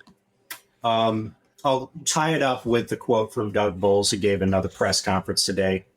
Moreover, from the last 6 months, I've been involved in the conversation on the periphery, and certainly more so in the last 3 months, as our organization has continued to grapple with the optics issue and how we can remove conversations like the ones we've been having for the last 72 hours out of the conversation, that they know it is absolutely clear there are not any optics challenges. We've been working very hard to create an entity, officiating entity, and by officiating, I mean race control and tech inspection, and an entity that is completely removed from anything that has to do with Penske Entertainment or Roger Penske or the Indianapolis Motor Speedway, the IndyCar Series. We want to ensure that we have an officiating entity that has no ability for folks to say it's got influence on Roger Penske. I appreciate the job that IndyCar President Doug Bowles has been doing, thrown into all of this nonsense. Glazing authority figures in motorsport is crazy, but I'd like to think he's doing things about as well as he can for being as new in the job as he possibly is. I think we'd all like to see that independent entity start up. Hopefully it's soon. We'll just have to wait and see. We got 7 more rows in the Indy 500. We can go through them quickly, Dre. Kiffin Simpson, Ed Carpenter, Santino Ferrucci in row 5. Is Ferrucci's top 10 streak at the 500 in jeopardy? Is this the best we've seen of Kiffin Simpson so far? I think there's been flashes of genuine improvement with Kiffin Simpson all season long. I think Barber, for example, was a very strong weekend where he had genuine top 10 speed. And just, obviously the slow pit stop really buggered him in that race. But Simpson, I'll give him this. The results may not show it necessarily, but all I can ask of a driver is that he improves year on year. Yeah. And Simpson, in my opinion, has absolutely done that. He had a nasty wreck in practice, the first real big one of the week. And he's come back, raced the backup car, and the backup car is decent. To get on row 5 of a backup car is immensely impressive. Chip Ganassi's downsizing, as Raptor mentions in the chat, is probably a factor in this as well. The fact they're only running 3 cars as opposed to 5 is... I think it's been such an improvement. I think it has improved every step of this organization, because everything looks better everywhere with them running 3 cars. One of the things being Kiffin. Yeah, for me, his run in the backup car, one of the runs of the month, because backup, as Chris mentioned, the main cars are worked on for months on end. Every component in them, and generally you'd expect Ganassi to have a spare speedway tub as opposed to a road course car, very much showing off the haves and have-nots with them, like Penske. That's what McLaughlin's car was going to be, by the way. So Team Penske has a super speedway backup for. I'd be mortified if they didn't. We're talking about Team Penske here. Yeah, so that's between all three drivers. There's one backup super speedway car. That's the one McLaughlin's going to use. It was painted up as Newgarden's or. Yeah, we saw it on the TV. Livery. Yep. We saw it on the TV in the Shell livery. Yeah. But, I think Simpson is doing a much better job and is better supported around him in the current Ganassi structure. So that is a big shout out. Indeed. Santino Ferrucci, I think he's actually a little bit quicker than his qualifying pace suggested. I think they over trimmed him to a degree. They've done that a lot at Foyt in recent years, where they will just go too far on the trimming and it costs them a bit of speed, because that team likes to gamble. It likes to roll the dice. They think Ferrucci can handle just about anything. And to be fair, in Indianapolis, he can. So I get it. Not this year. Well, it's not the top 5 car it's been the last couple of years. I think it's still in the mix, certainly. And Ed Carpenter, who still probably never has to buy a beer in this county again if he wins this thing, as usual in the mix. I'm actually surprised. ECR probably not as strong as I thought. They tend to be a bit stronger in Indianapolis. Yeah. So I'm a little bit surprised that Ed's only in P14, 16 after you do the reshuffling and disqualifications. I thought they'd be a little bit better than that, but he's Ed Carpenter. You can never rule him out of an oval race until it's over. And to your point, row 6, we got Christian Rasmussen on the outside row with Stingray Robb and Devlin DeFrancesco. I'm sorry, we might actually have the least material for this row. Oops. Whoops. Devlin overperformed RLL benchmark. Not as good as Sato, but Devlin not looking as bad. Stingray Robb led way more of this race than we all thought he would last year. And Christian Rasmussen could really use a good performance at the 500, and he's got the equipment to do it. 2 incidents of wall contact for Rasmussen, but hasn't slowed him down really all that much. Didn't really do too much damage to the car either, so it's a real blessing in disguise for him. He's a very lucky boy. You usually don't crash small at Indy, but somehow he's found a way. Yeah, steer into the skid, stupid. Rasmussen, he got a second chance this year to get a full-time contract in the series this year. Off the back, I think, of last year when he had Mid-Ohio, where he was in the top 10 for the entire race, and this very race last year where he was 12th and, in my opinion, the real rookie of the year, as opposed to the man we'll talk about very shortly. He needs a big result. Rasmussen's been nowhere this season so far. He needs something big here. Stingray Robb, genuinely impressed with him. That was a really solid effort. Shame about the livery, is all I will say. Less said about that, the better. And Devlin, he's here too. And in all fairness, that probably isn't a bad result for Devlin. Not much material there. Row 7's fascinating because Kyle Larson is here. Another attempt at the Hendrick 1100. Next to Joe Britz, Louis Foster for Ray Hall, and Callum Ilott for Prima. Should there be concern that Callum Ilott is this far back from Robert Shwartzman? Yes. There needs to be questions asked. I mean, there's no getting around it. If Shwartzman, a complete true rookie to this event, has come in and put it on pole on debut with a car that was in the 233s on individual lap speed, how is Callum this far off the pace? That is concerning. I don't think, to a degree, RLL is like this too, where their cars are all over the grid. There's no consistent pattern here. You've got a man who made the front row. You've got another man who's in the midfield. You've got a rookie who was comfortably in the show. And then you've got Graham Rahal, who had the last guaranteed spot in P30. So there's no, it's like the mean gift. There's no correlation here. So it's hard to get a read on any of that, really. Happy Louis Foster comfortably made the show. Yeah. Good for him. He's kind of struggled, to be honest, at RLL this year. I don't think that's fully on him, but has had a P11 last time out. He needs another good result. This is not bad. He's comfortably in the show. I feared he might get bumped going into this, to be honest. So the fact he got in pretty comfortably, I think is a good sign for him. Kyle Larson did crash a car in practice. Not a huge wreck. He got, again, quite fortunate by Indy 500 standards as to how that turned out. But I just, in general, don't think he has the car or the tools that he had last year where he was a genuine threat for the win. Yeah, it reminds me of another high-profile McLaren driver from another series that came into the 500 and was really great the first time. Second time for Kyle Larson, not as bad as it was second time for Fernando Alonso by a mile and a stretch. But Alonso didn't run in the 500 a second time. Well, he did in 2020. There was that time in 2019 where he tried, but we all remember what happened there. In 2020 was so forgettable. We all forget that it even happened. Good news for fans hoping that Kyle Larson will start both races. Is the Coke 600s that afternoon. Donald Trump is not coming to the Indy 500. That's good for a lot of reasons. It also means less security and less restricted airspace whenever Kyle Larson has to leave. Yeah, and worth noting as well, unlike last year where he got hit by one rain delay and then got hit by the same rain delay across the country, the weather is improving basically all the time for Sunday. So it looks like we will be, at minimum, maybe some rain in the morning, but nothing that will actually affect race time for the Indy 500. And that's... Yeah, Larson's cars looked fine, but nothing spectacular. Honestly, most of McLaren's package, other than Pato O'Ward, has fallen under fine but unspectacular this year. Yeah. Row 8, very intriguing. Elio Castroneves, 50 years young, starting his 25th Indianapolis 500 in a row, on the inside of a row that also has Kyle Kirkwood and Nolan Siegel. Kirkwood, I'm surprised, is this far back.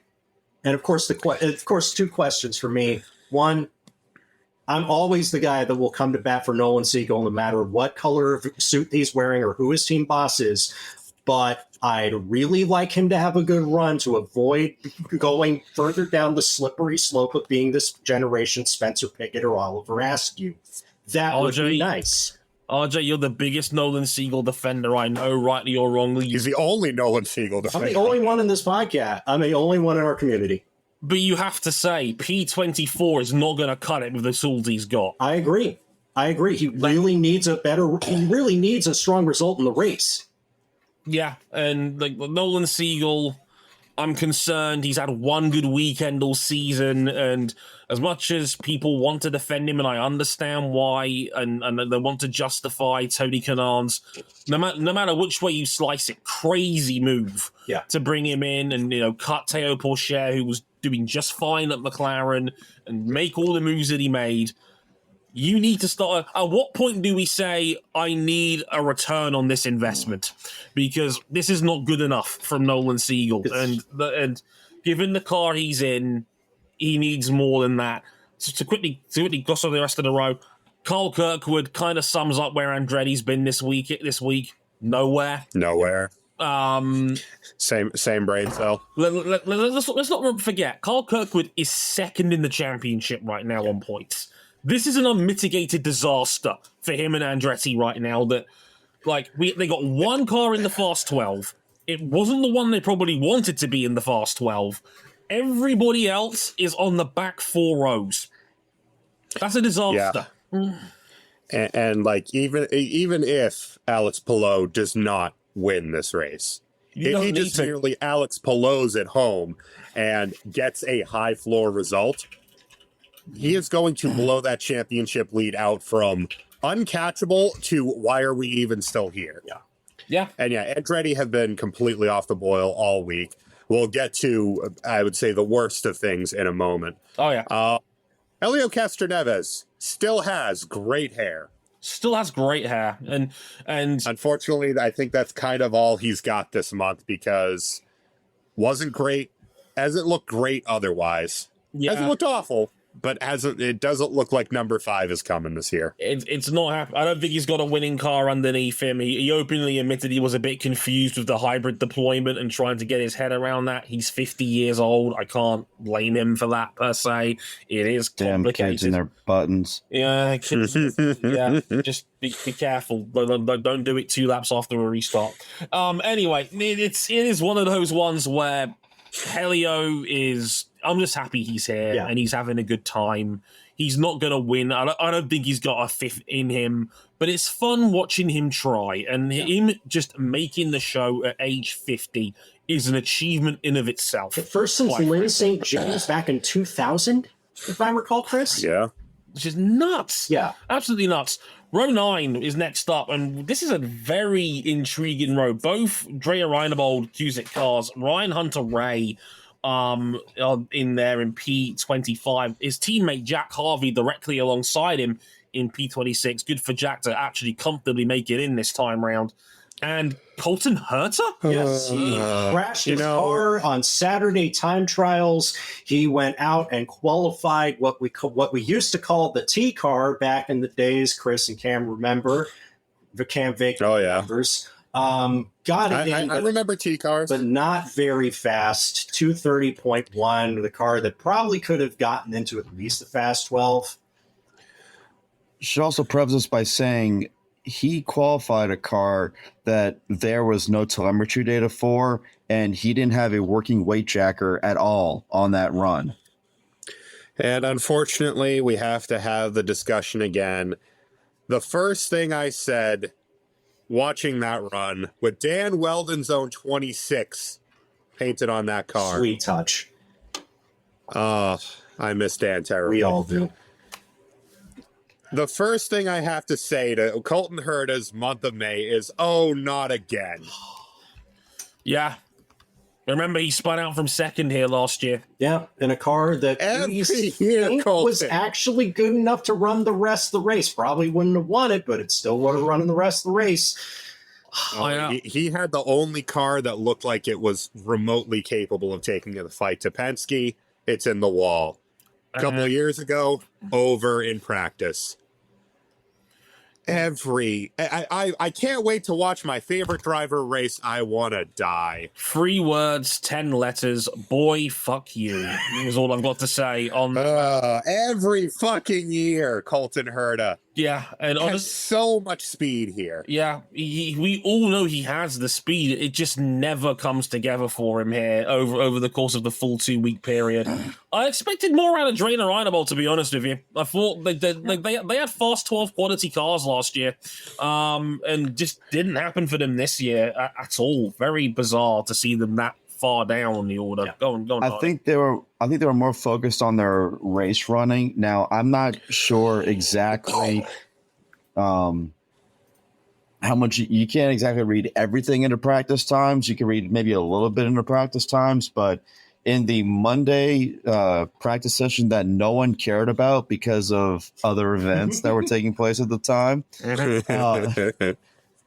Jack Harvey was 4th and Ryan Hunter-Ray was 5th. Who were 1st, 2nd, and 3rd? Alex Palou, Elio Castroneves, Takuma Sato. And that lines up a murderer's row of excellence. And that lines up with a team that has gotten at least one car into the top 11 the last 4 years. I wouldn't count them out just yet. I would also say with Drea and Reinebold, the other thing as well, look, you got to put your resources where they're valued. They're a minnow among minnows. They only do this race. Long ago, they were full-time, but more victims of the Lotus IndyCar train wreck. Like, they're learning a new car fundamentally with the hybrid.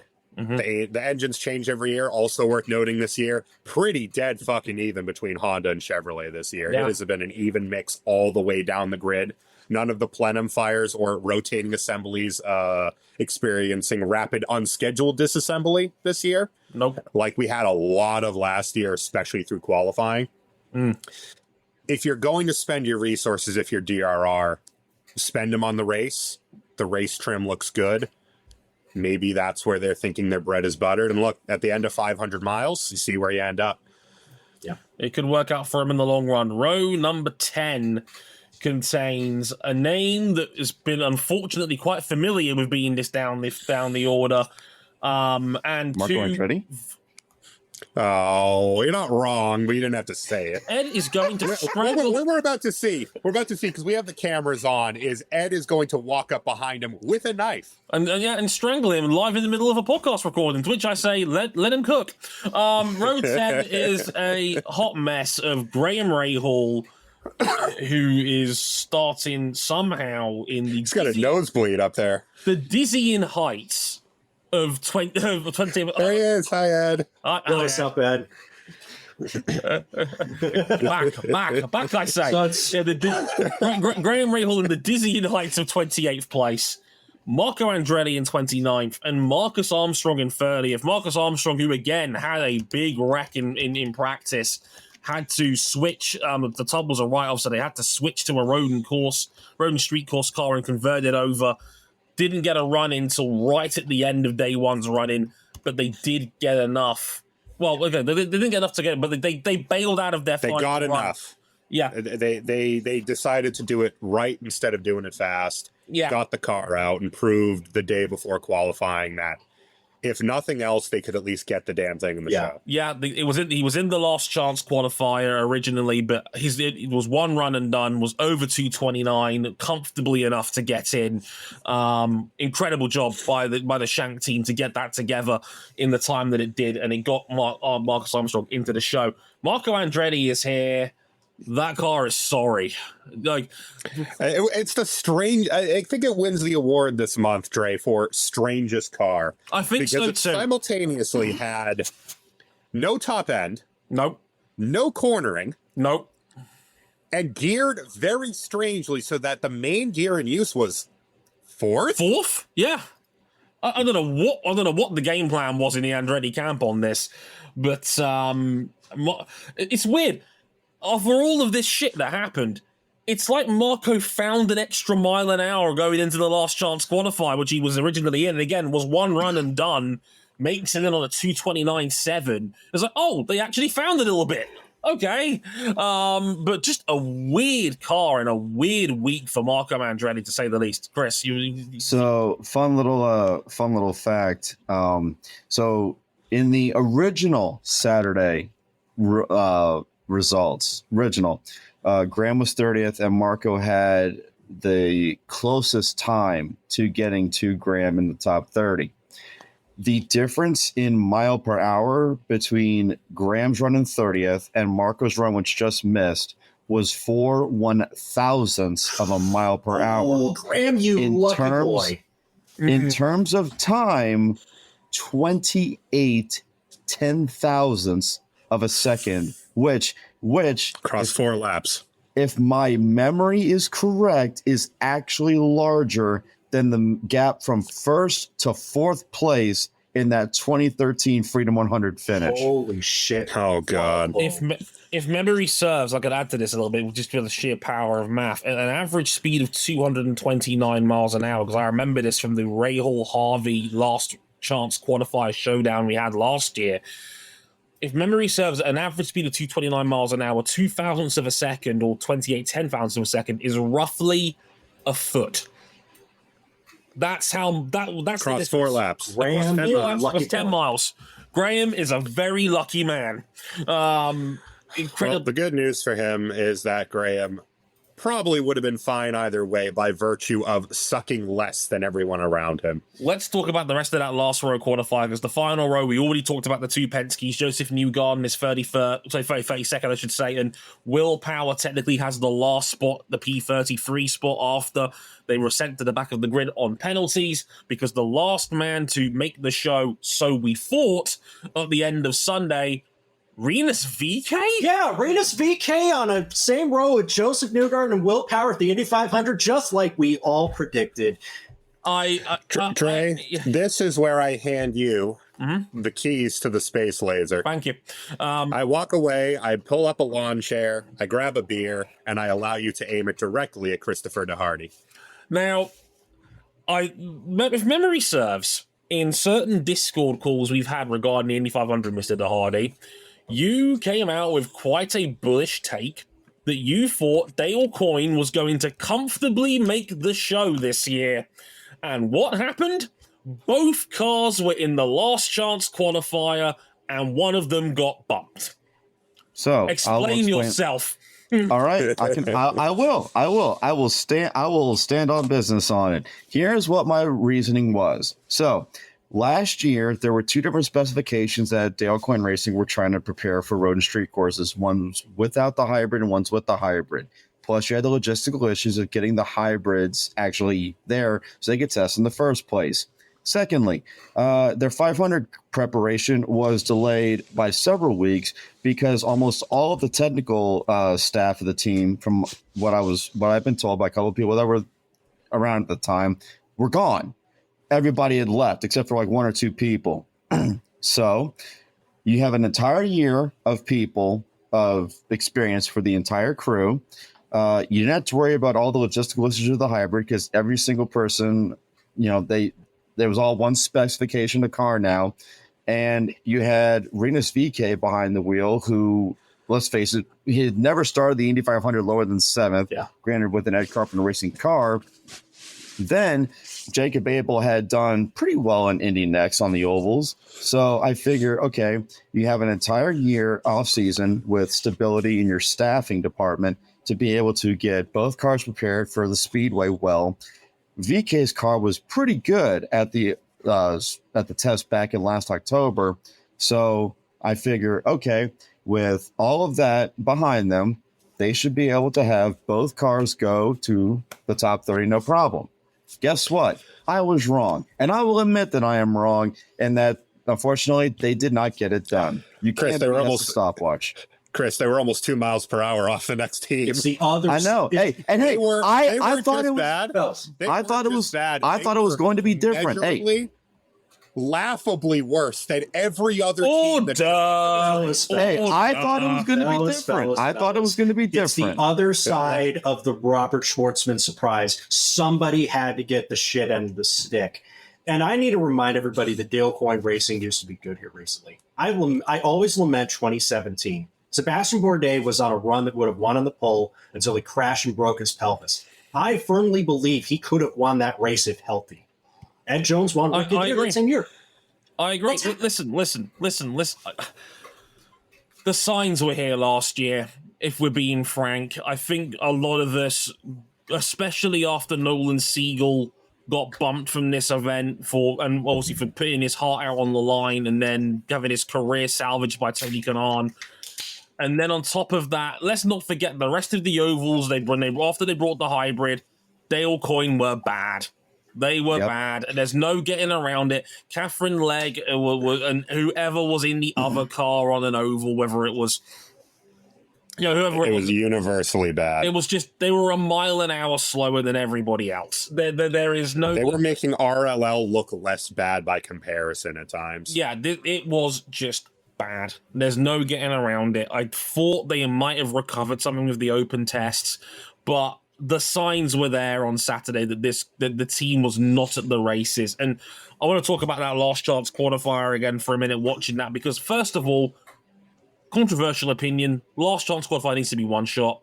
I do not need to have 40 minutes of dead running across a 1 hour session because of the cooling cycles of these cars. Make the last chance qualifier one shot, raise the stakes even further. Second point I want to make on this. An all-timer in the quote section from Dale Coyne, and I quote, "Have you ever played chess with yourself?" Yeah. Rinus VeeKay. My God. For those who don't know, for the last chance qualifier, there is no lane 2. Mm-hmm. What does that mean? If you choose to run again after your initial run, you delete your existing time on the board and you go again. So that's exactly what the two Dale Coyne cars, who were miles off of the other two cars in the last row shootout, with nothing else to play for them, went for. You insane man. Rinus VeeKay almost pulled a Paul Tracy / Jay Albert and took himself out of the race because Coyne wanted to run the cars again because Rinus didn't get the hybrid deployment. Even though he had a time that was quick enough to get him in, and he went slower. If Jacob Abel didn't go slower in sympathy with him, Rinus VeeKay could have been bumped. We should also preface this by saying, unlike Paul Tracy's situation back in 2010, if you don't have a time good enough for the top 30 on Saturday or in the last row shootout on Sunday, it's as if that time never existed. So, like, if VeeKay goes out and withdraws his time, the field at that moment has only 32 cars in it. Abel's time from earlier, it's like as if it never actually happened.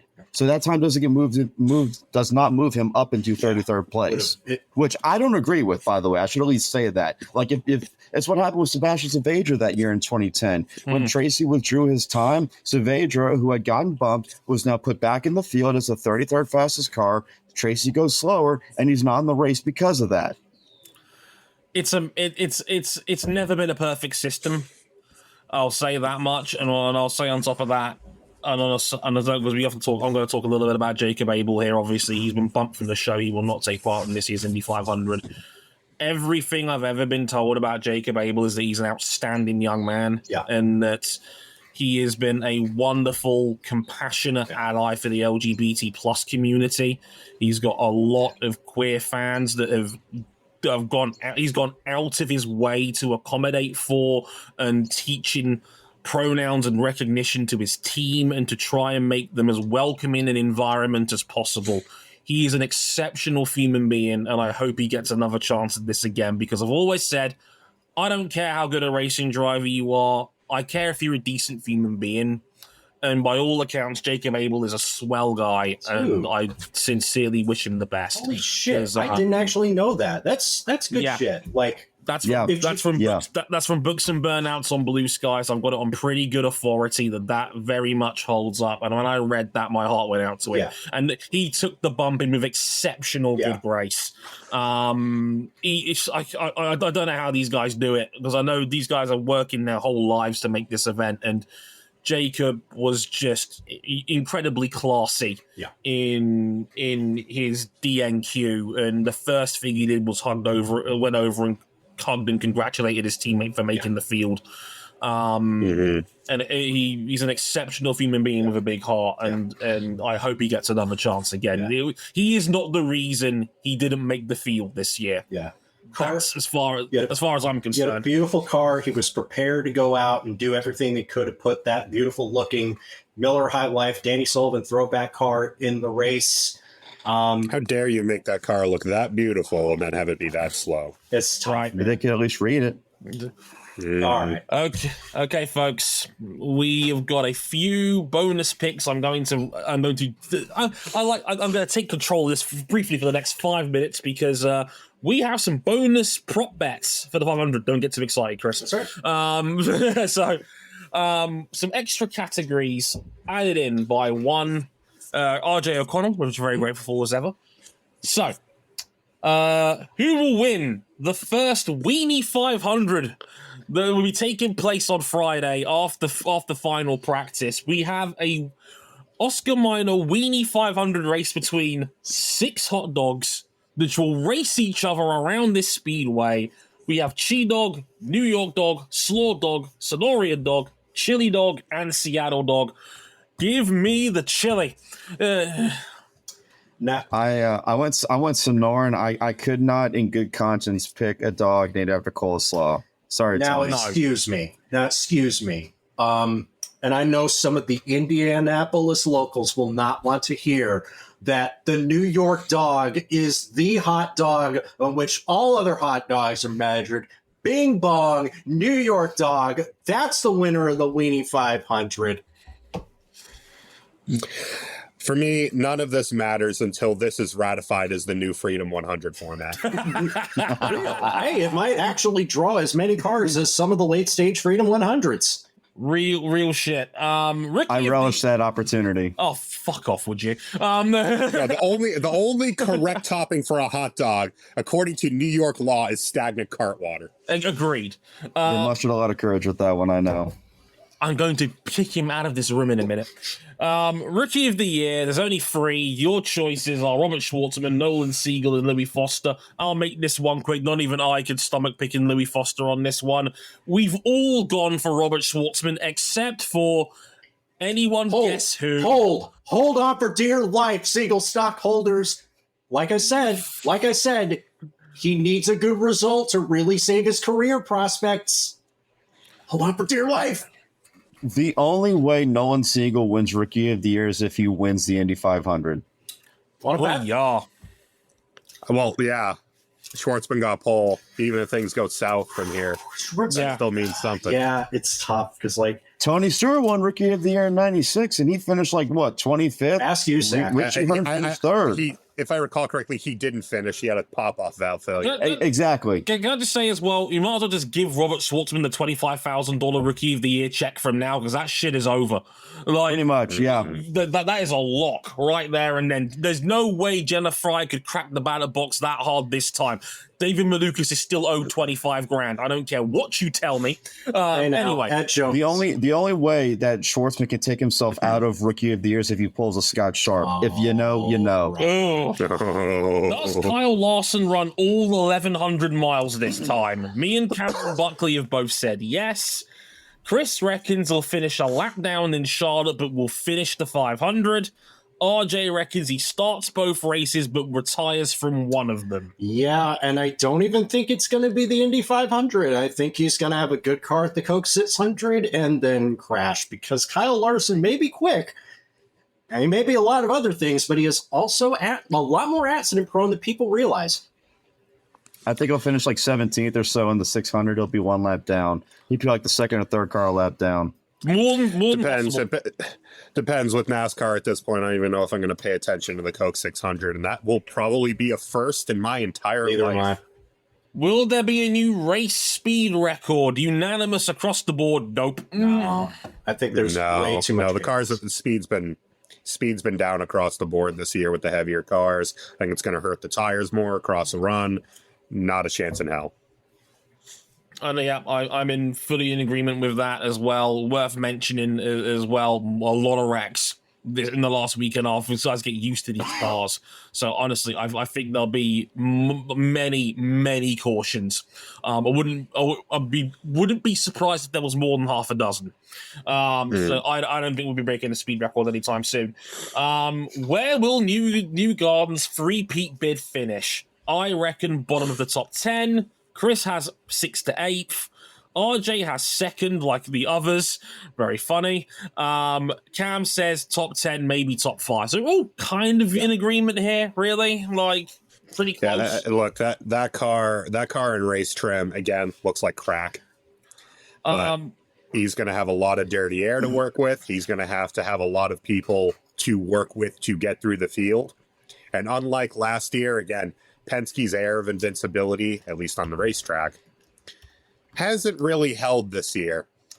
And also, especially with McLaughlin still up the field, and especially with the Ganassi Armada lining up row 2. Well, so if we're talking about back-to-back 500 winners, we should preface this by saying, so in 1940, Wilbur Shaw won the race the second year back-to-back. In 1941, what happened? He crashed and broke his back, and that forced him into retirement. Maury Rose in 1949. I don't even think he finished the race that year. Bill Vukovich in 1955. He died. Yeah. Alan Sr. in 1972 was third and then was moved up to second place when Jerry Grant pitted and took fuel from his teammate's pit tank with 12 laps to go. And Elio Castroneves was held up in traffic by, I believe it was AJ Foyt IV in 2003 and finished second. So wide ranges of fortune there for guys going for 3. Well, this is the Indy 500 after all. I think he finishes second like Unser and Castroneves did. I also think the Karma Bank is not going to let him win a third straight. If you had to ask me for a position, I'd lock it into 7th. And I love the fact that we all originally made picks for this race back in February. And originally, I said Scott McLaughlin, Krista Hardy said Pato O'Ward, as did RJ O'Connell, and Cam said Alex Palou. All 4 of us have decided to stick with our original picks, and we will not deviate. Yeah, that includes Dre. You were given a chance to pick away from Scott McLaughlin after the Penske scandal. After destroying his primary car. Kiffin Simpson proved the backup can still go. I think there's a reasonable chance McLaughlin can still find something with this. He will run very little wing. He will throw the house at this to try and win. It wouldn't surprise me if he's still in range after 490 miles. And we all know McLaughlin will throw the house at it if he's got an opportunity to do so. The thing is, right, there's 3 or 4 dudes that I think could genuinely cause an upset here. Shwartzman's in play. Sato is in play. I think Felix Rosenqvist needs to be a lot shorter on the odds with people because Felix is good around here. He had a top 3 car last year until the car... Felix's car is fast. Yeah. Rosenqvist's car is fast. I'm not so sure if I want to be driving how that car has looked all month for 500 miles. Indeed. And one more from RJ is put into the last minute. Who finishes last?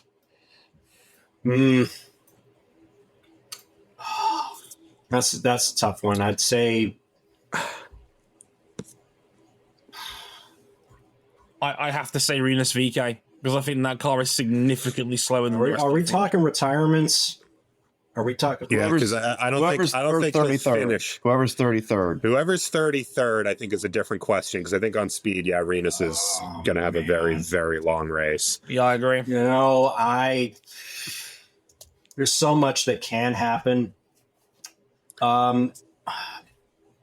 I think Robert Shwartzman will lead some laps. He'll avoid the Scott Sharp, but I think something's going to happen. He's hopefully going to walk away from it, but I think he's the first retirement of the race. He's the first big heartbreaker of the race. And for me, I'm sticking with my prediction. Pato O'Ward is overdue one of these, and wouldn't it be something if he finally wins it? Indeed. Cam? I would say I have been deeply concerned every time I've seen Graham Rahal's car out on track in any type of trim. Fair. I would pick him for first retirement. That car looks rotten to drive in any kind of trim. And Alex Palou's car has been so damn good in everything but the Fast 6 shootout. I feel more confident than I did when I made the pick initially. I picked Rasmussen because I believe his 2 accidents in practice with him, for lack of a better term, getting away with them.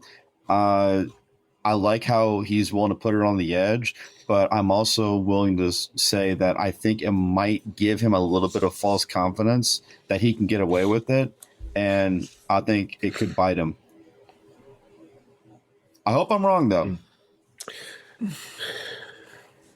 Yeah, it is hoping. That'll just about do it for our Indy 500 preview.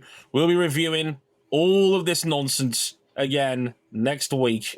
It's going to be a triple header weekend. Holy shit. We've got Formula One's Monaco Grand Prix for a kind of day of classics, and MotoGP's British Grand Prix, or I should say now the new Grand Prix of the United Kingdom this weekend at Silverstone. A huge weekend of racing. Stick around. We'll be talking about Imola in our next episode. But until then, from Krista Hardy, Cam Buckley, RJ O'Connell, and Dre Harrison, thank you very much for watching or listening along. And until next time, sayonara. Now, stay tuned for the greatest spectacle in racing.